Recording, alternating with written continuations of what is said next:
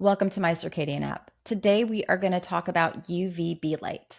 Now, this is not medical advice or substitute for working one-on-one with a healthcare practitioner. Let's talk about UVB light. This is when the sun hits 30 degrees and above, and this is only going to happen at certain times of the year for certain latitudes.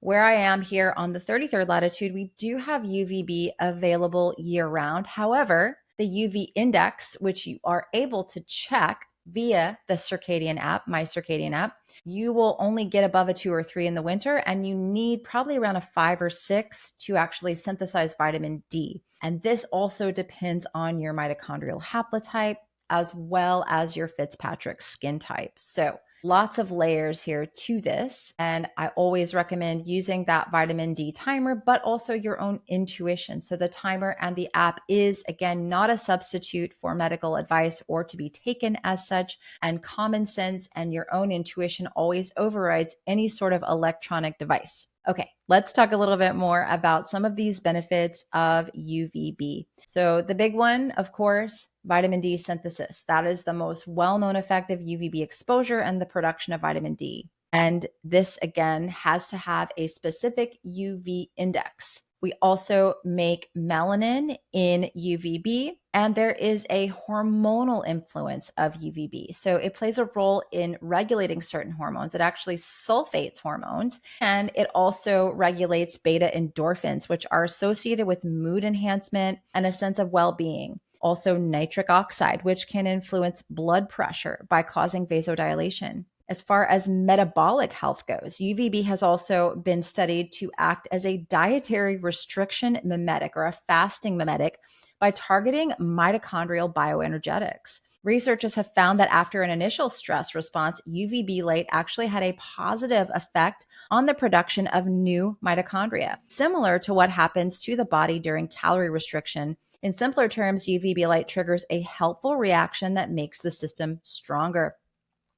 UVB light exposure can suppress certain immune functions, especially in the skin. This can be beneficial in controlling autoimmune and inflammatory skin conditions like psoriasis, eczema, and vitiligo by reducing an overactive immune response that causes inflammation. UVB also can enhance the skin's barrier function, which helps to protect against pathogens and supports overall immune health. Introduction or induction of regulatory T cells. So UVB exposure promotes the production of regulatory T cells, which helps to control immune responses and prevent autoimmunity. Anti-inflammatory effects can also have UVB light by triggering the release of anti-inflammatory molecules, helping to dampen chronic inflammation. This effect can be really beneficial for individuals with inflammatory conditions and can support overall immune balance. UVB light exposure can also reduce levels of C-reactive protein, which is a marker of inflammation.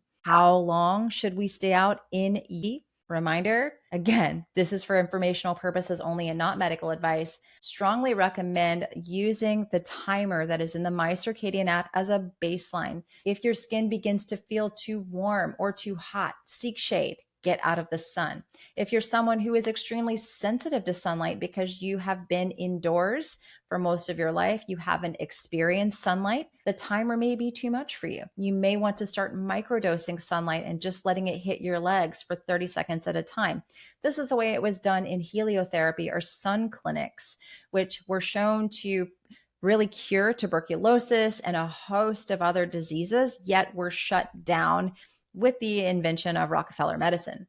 Sunlight is extremely helpful to the immune system, to boosting the robustness of the mitochondria, the entire system. But if you haven't been exposed to it for your whole life, you're going to have to go really slowly. And the timer might not be the right thing. You might have to go shorter than that timer. Just remember, little small doses will help. Any bit of sunlight is going to yield a result that is positive as long as you don't overdo it.